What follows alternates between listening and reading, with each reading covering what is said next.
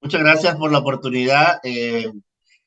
Aunque mediáticamente se conoció más en cuando trabajé para el gobierno de Nicaragua, mi primera experiencia diplomática fue en el Cuerpo de Paz de Noruega, aunque ahí no había un escenario tan caótico como el que tuvimos que vivir con el régimen de Ortega. Saludos, antes que nada, al distinguido, estimado Tomás Regalado, una leyenda en Florida, conocido por todo el mundo, presidente del Instituto Interamericano por la Democracia, al estimadísimo doctor Carlos Sánchez Berzaín, un hombre que lleva a Latinoamérica en la mente y en el corazón, su excelencia Luis Guillermo Solís, uno de los presidentes que conoce bien a Nicaragua y que conoce a Centroamérica desde todo ese andamiaje, desde adentro, cómo funcionan los aciertos y desaciertos. Y saludos a todo el distinguido panel que nos acompaña el día de hoy. Yo me preocupé un poco porque en mi ponencia decía el tema de la democracia y el crimen organizado. En mi caso particular me interesa más abordar, hacer énfasis en el tema de la democracia, porque cuando falta democracia en un lugar, cuando se instala la corrupción, cuando se instalan las tiranías, se crea el terreno propicio para el crimen organizado, porque la corrupción, el poder absoluto corrompe absolutamente todos los estamentos del Estado y esa es una tierra fértil para el crimen organizado. Centroamérica vive su peor momento desde los años de la guerra civil a mediados de los 80. La región se caracteriza por una amplia corrupción, estados de excepción permanentes, persecución a la prensa libre, judicialización de la política, es decir, se usa el sistema judicial como un arma para perseguir a los opositores. Hay una guerra contra las ONGs y los organismos de derechos humanos, entre otras especies. Esto forma parte del ecosistema no solo de Nicaragua, de toda Centroamérica. Y a pesar de este deterioro generalizado en la región de Centroamérica, solo hay una dictadura totalmente consumada y esa es la de Nicaragua. Pero este deterioro de la región del que mencionábamos, esas características anteriores, es tan grande y tan evidente que el año pasado todos todos los presidentes de Centroamérica le dieron un apoyo total al candidato del dictador Daniel Ortega para que controlara la jefatura del sistema de integración centroamericano. Después de haber sido acusado por crímenes de lesa humanidad, después de haber asesinado a 350 personas, después de todo lo que pasó en Nicaragua, los presidentes de Centroamérica le otorgaron la joya de la corona a Daniel Ortega, la Secretaría General del Sistema de Integración Centroamericana. Esto es un indicador de la escala de valores y de principios que rigen Centroamérica hoy en día.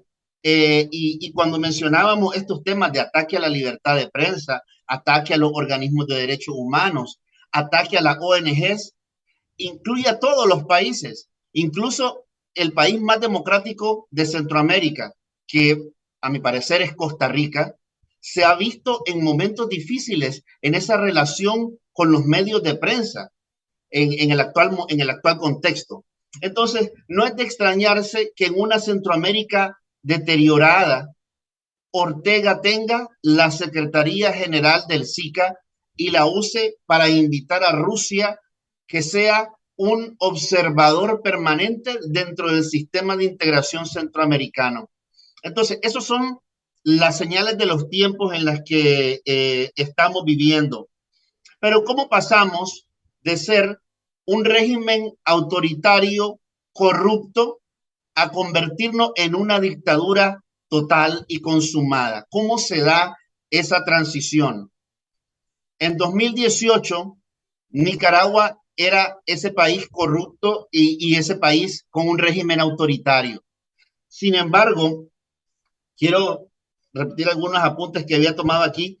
El filósofo Rousseau decía acerca de la democracia: este modelo se basa en que todos los ciudadanos libres, iguales, deciden ponerse de acuerdo en y formar este contrato social de decir, esta es la sociedad que queremos, este es el modelo que queremos. Eso es democracia, ese acuerdo que existe entre todos los ciudadanos libres. O como decían los griegos, demos kratos, ese gobierno del pueblo, de los ciudadanos. Pero cuando ya no existe esa capacidad en el pueblo de determinar lo que quiere y a quién quiere que dirija ese país, es ahí donde nos encontramos con los escenarios como los que nos toca vivir en Nicaragua. En esencia, como les decía, ese contrato social se rompió en el año 2018, a pesar de que comenzó un largo proceso de deterioro desde el año 2007. Ese fue el momento en que estalló. Desde abril de 2018, Ortega pasó de ser ese gobernante corrupto y autoritario a ser un dictador perpetrador de crímenes de lesa humanidad. De acuerdo con la Comisión Interamericana de Derechos Humanos, se habla de 350 asesinatos a sangre fría por parte de la dictadura. 100.000 exiliados en 2018, ya a la fecha llevamos acumulados casi 500.000 exiliados, personas que han tenido que dejar el país. Eso significa una especie de 7-8% de la población de este pequeño país. Hoy impera en Nicaragua un estado policial. Son cerca de 21.000 policías los que tenemos. La cifra no dice nada, pero cuando ya lo ponemos en contexto, esto equivale a un policía por cada 100 hogares. A esto se le suma otro tipo de fuerza parapolicial que no está en las estadísticas oficiales. Esta está compuesta por paramilitares, juventud sandinista, exmiembros del ejército, combatientes históricos del sandinismo, y todos ellos juegan un rol represivo dentro de la sociedad nicaragüense.